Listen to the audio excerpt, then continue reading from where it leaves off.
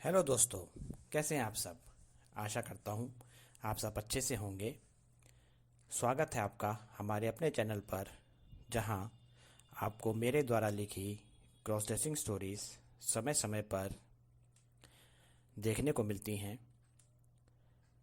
मेरी आपसे एक विनती है कि कहानी पसंद आने पर कहानी को लाइक ज़रूर करा कीजिए। आपका एक लाइक हमको प्रेरणा देता है। और जिन दोस्तों ने अभी तक हमारे अपने चैनल को सब्सक्राइब नहीं किया है, वह हमारे अपने चैनल को सब्सक्राइब करके हमें अपना सहयोग ज़रूर दें।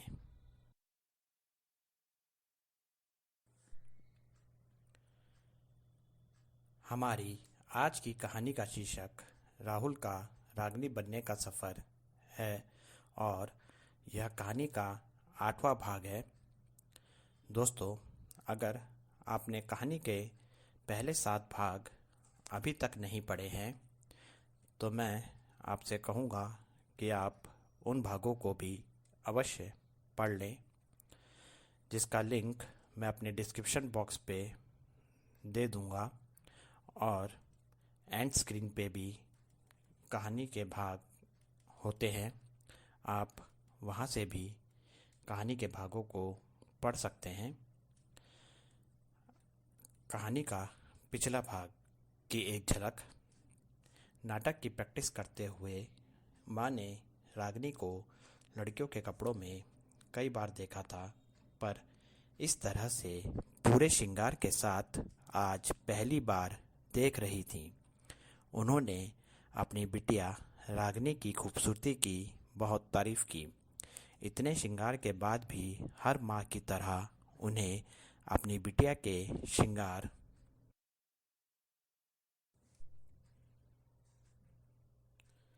में कुछ कमी लग रही थी। वह अपनी अलमारी से और जेवर लेकर आई और रागिनी को देते हुए बोली कि यह जेवर उन्होंने अपनी होने वाली बहू के लिए बनवाए थे, पर अब इनकी ज़रूरत मेरी होने वाली बहू से ज़्यादा मेरी बेटी को है। यह कहकर दोनों माँ बेटी एक दूसरे के गले लगकर रोने लगी। यह आंसू खुशी के आंसू थे। रागिनी ने वह जेवर शादी में पहनने की बात की और माँ अविनाश के स्वागत के तैयारी में लग गई।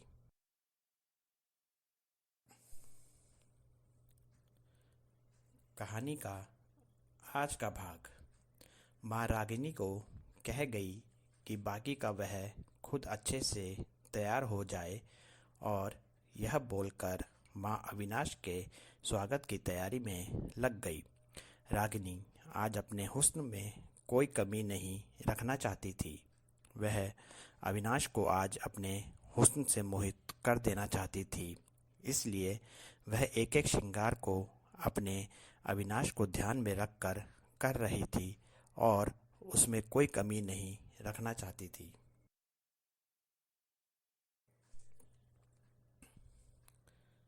रागिनी अविनाश के प्यार में डूबी हुई सी अपने श्रृंगार में लगी हुई थी। तभी घर के दरवाजे पर किसी के आने की आहट हुई और घंटी बजने की आवाज़ आई। रागिनी के दिल की धड़कन एकदम से बढ़ गई। वैसे तो अविनाश और रागिनी की पहले भी मुलाकात हो चुकी थी, पर उन मुलाकातों में कहीं न कहीं किसी रूप में कुछ न कुछ झूठ और डर बसा हुआ था। और आज की मुलाकात में रागिनी और अविनाश के बीच कोई झूठ और डर नहीं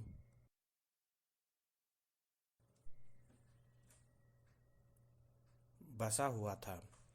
घर का दरवाज़ा माँ ने खोला। माँ को सामने देखते ही अविनाश ने रागिनी की माँ के पांव छूकर माँ का आशीर्वाद लिया। माँ को अविनाश अपनी बिटिया के लिए पहली ही नज़र में पसंद आ गया। उन्होंने अविनाश को घर के अंदर आने को कहा। अविनाश के दिल में कश्मकश चल रही थी कि वह माँ से बात कैसे शुरू करेगा। उसकी नज़रें घर में अपनी रागिनी को ढूंढ रही थी। उसे यह लग रहा था कि रागिनी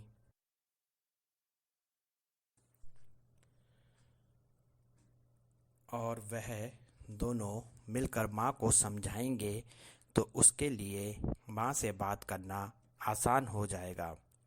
उसने माँ से पूछा कि राहुल कहाँ है, तो माँ ने जवाब में कहा कि यहाँ कोई राहुल नहीं रहता है। अविनाश को लगा कि वह गलत घर में आ गया है। तभी माँ ने मुस्कुराते हुए अविनाश से कहा कि रागिनी यहाँ रहती है। माँ की बात सुनकर अविनाश को हल्का महसूस हुआ। उसको यह समझते हुए देर नहीं लगी कि माँ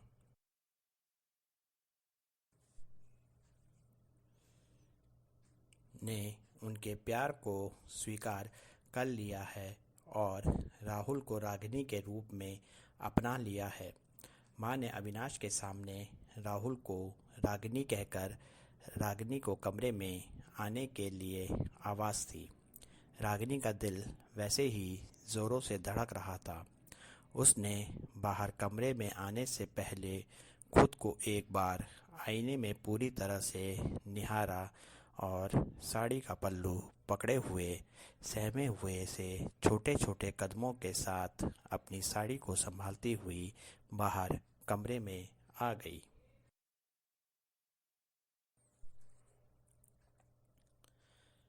रागिनी और अविनाश की नज़रें एक दूसरे से टकराईं।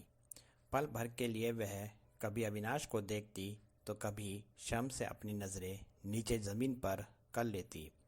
माँ ने उसे अपने पास बैठने को कहा। अविनाश रागिनी के हुस्न का पहले से ही दीवाना था, पर आज रागिनी जिस तरह से तैयार हुई थी वह रागिनी को बस देखता ही रह गया। आज रागिनी को वह साड़ी में पहली बार देख रहा था। अविनाश रागिनी की तारीफ में बहुत कुछ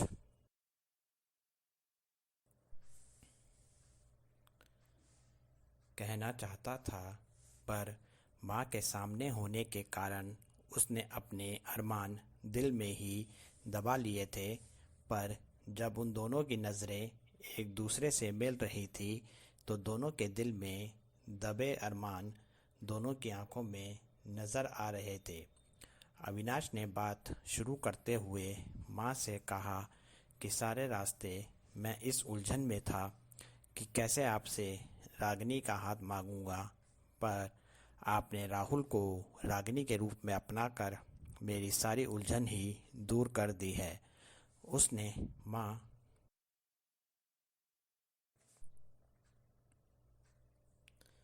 से कहा कि वह रागिनी को पसंद करता है और अपनी आने वाली पूरी ज़िंदगी रागिनी के साथ बिताना चाहता है।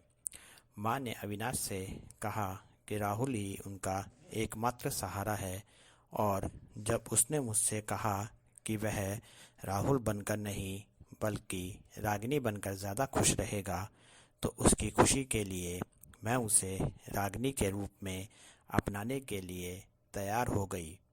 माँ ने अविनाश से उसके परिवार के बारे में पूछा तो अविनाश ने बता दिया कि उसके माता पिता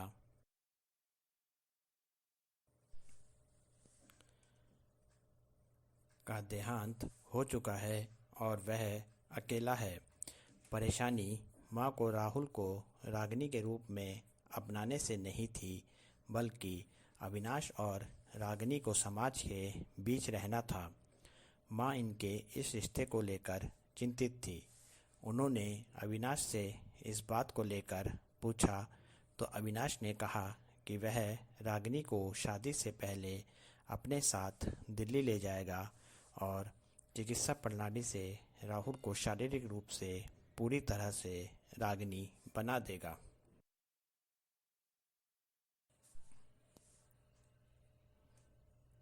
अविनाश ने रागिनी से कहा कि थिएटर की दुनिया में उसकी पहचान रागिनी के रूप में है और यदि वह चाहती है तो शादी के बाद भी थिएटर की दुनिया को पूरी तरह से रागिनी के रूप में अपना सकती है। मन से तो राहुल रागिनी के रूप को अपना चुका था, बस कमी थी उसके शारीरिक रूप में बदलाव की। माँ ने कहा यदि चिकित्सा प्रणाली द्वारा यह संभव हो सकता है तो वह यहीं से राहुल का इलाज करवाएंगी और फिर एक बेटी की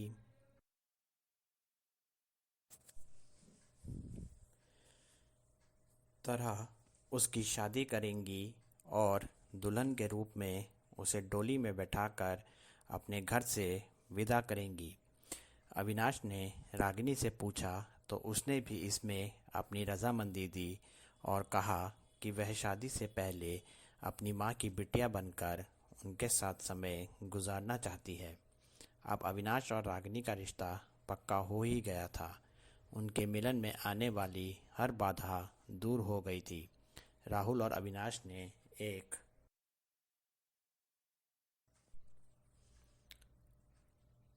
साथ माँ के पांव छुए और अपनी आने वाली ज़िंदगी के लिए माँ से आशीर्वाद लिया।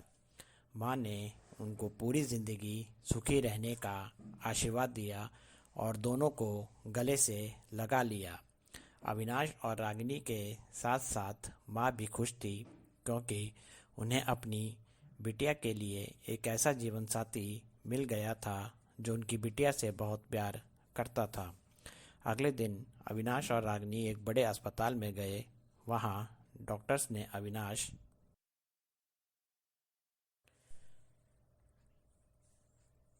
और रागिनी को इस चिकित्सा प्रणाली के बारे में सब कुछ समझाया।